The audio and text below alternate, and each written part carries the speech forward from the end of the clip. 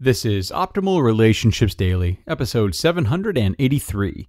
4 Ways to Create Kindness with Your Partner Before Your Words Lead to Divorce, by Dr. Margaret Rutherford of drmargaretrutherford.com. Hello, everybody. I am Greg Audino, your host, and I am thrilled to be back with you for another episode of ORD here on this fine Wednesday. Today we've got another great post from Dr. Margaret Rutherford, one of our authors who's been on such a roll lately. Today we'll be seeing what she has to say about how partners in a struggling relationship can rekindle kindness with one another, an important and not always so easy feat. So, let's not wait any longer. Let's give her the floor and start optimizing your life. 4 Ways to Create Kindness with Your Partner Before Your Words Lead to Divorce, by Dr. Margaret Rutherford of drmargaretrutherford.com.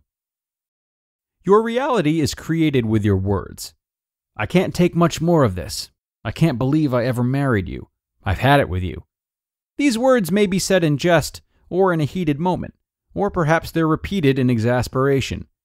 Regardless, these are words that you can't take back. They don't reflect kindness. Instead, they are meant to hurt or grab control. And sadly, they can have a cumulative effect. These words can spark the realization that your relationship could end, create the reality that your relationship might end, and ultimately shape that potential into reality. Of course, if you mean them sincerely, perhaps it's time to consider therapy, either singly or as a couple. And if there is abuse in your relationship or your children are being harmed, then by all means act on them. Plan carefully and leave safely. If you don't mean these sentiments, and yet you still say or hear them a lot, please realize that they are adding to the emotional chaos of your world. What happens when you feel threatened or unduly criticized?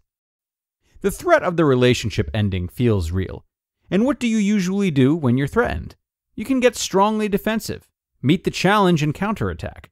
Often this means you stop looking at yourself and point the finger at your partner.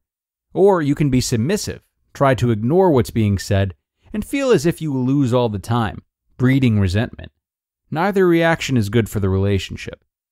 When a couple comes in for a first session, both very defensive and on their guard, the hour can be loaded with he-saids and she-saids. No one is taking responsibility for their part of the problem, secretly or not so secretly, wanting me to fix the other. The room is filled with disdain, often leaving very little time for treatment. It's like trying to stop a train racing along a downhill track. After an hour of bickering and blaming, I'm asked, "So, what do we do until we see you again?" I give a couple of ideas, but then my final suggestion is, try to be kind to each other. They usually look a bit perplexed, but say, okay. Kindness is essential. Kindness is the building block of empathy and understanding.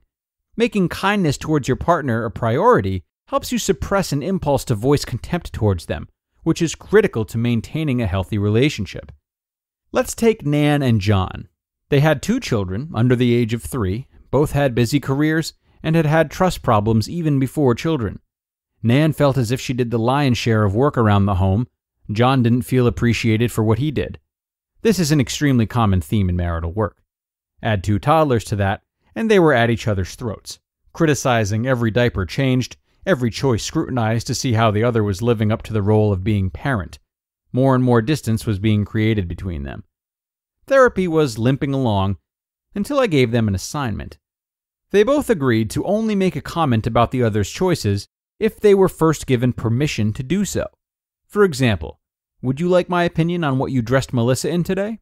Or, can I offer a suggestion on how you might get Taylor to take a bath? The next week, they came in laughing. There were a few times that permission had been given and a suggestion made, but most of the time it wasn't. Each had flatly refused the other, not welcoming any editorial comments. They each looked at me and said, "You know, his or her way of doing things could be just as good. Or, even if it wasn't a big deal. Mary still got dressed and Taylor either got a bath or he didn't." But what was so life-changing? The relief from not arguing all the time was so immense that it was worth shutting up and letting the other be in charge. They continued the practice and got along much better, rediscovering the respect they had for one another, their shared sense of humor, and their affection for one another. 4 important steps in becoming more kind. What else can you and/or your partner do if you're in the habit of being critical? Number 1. It takes attention and self-discipline to stop. Keep foremost in your mind that he or she is probably trying to do their best and not intentionally doing things to disappoint or irritate you. Remember what you love about the person you're partnered with, and stop tearing them down at every opportunity. Habits can be hard to change, but it's doable. Number 2. It takes being miserable enough about the way you're relating to try something different. We human beings sometimes have to have things get really bad before we do something about them. For example, tornado shelters are often built after a bad tornado. Recognize that just because your relationship has fallen into a ditch, it doesn't have to stay there. You can build a tornado shelter for your relationship. Number 3. It takes both people taking responsibility for the problem. If your answer for things becoming happier is for the other person to change, then that's a problem. The only thing you have control over is yourself. Take a risk and try tweaking your own behavior. Hopefully, your partner will respond. Number 4. It takes apologies and forgiveness. If barbs have been slung around, it may take an apology and forgiveness on one or both sides. The couple who I mentioned could have stayed mad about what had been said in the past. I certainly have had to ask for forgiveness in my own relationship and have given it. You go forward. These changes are about kindness. The quality of being friendly, generous, and considerate is the definition. You can create misery with your words or compassion. Your choice. You just listened to the post titled, 4 Ways to Create Kindness with Your Partner Before Your Words Lead to Divorce by Dr. Margaret Rutherford of drmargaretrutherford.com. Now everyone, whether you're living with your family or apart right now, there are many healthy practices we can take when navigating our relationships with those near and far. One practice is talking to a professional therapist, and our friends at BetterHelp connect you with a personal licensed professional therapist online, where you can schedule your weekly video or phone sessions at your own convenience. Their counselors specialize in stress, family conflicts, LGBT matters, and more. You can change your counselor whenever you like, and so many people have been using BetterHelp that they're actually recruiting additional counselors in all 50 states. No more sitting uncomfortably in a waiting room. Gain the flexibility of messaging your counselor anytime. BetterHelp is not self-help, it is professional counseling with full confidentiality. Guys, I want you to start living a happier life today. As a listener, you'll get 10% off your first month by visiting betterhelp.com/ORD. Join over 1 million people taking charge of their mental health. Again, that's BetterHelp, HELP.com/ORD. Okay, thank you, Dr. Margaret, for another great post, which included a terrific simple exercise that you can and should all take home with you.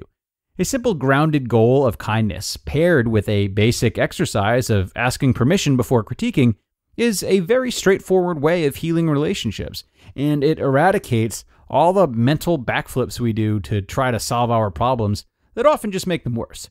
I'm also a huge advocate for people taking responsibility for their own actions, particularly important in romantic relationships. So, getting into this habit as well, per her instructions, is a wonderful thing that leads to less guessing, less accusation, and just more doing. Though our partners or anyone may hurt us, reflecting on the part we play, yet not blaming ourselves entirely, is a really wonderful line to walk that gets us to acknowledge where we might have gone wrong and not realized it, and, if necessary, allows us to end a relationship without much wondering about what we could have done better. That's going to bring us to the end for today, though, folks.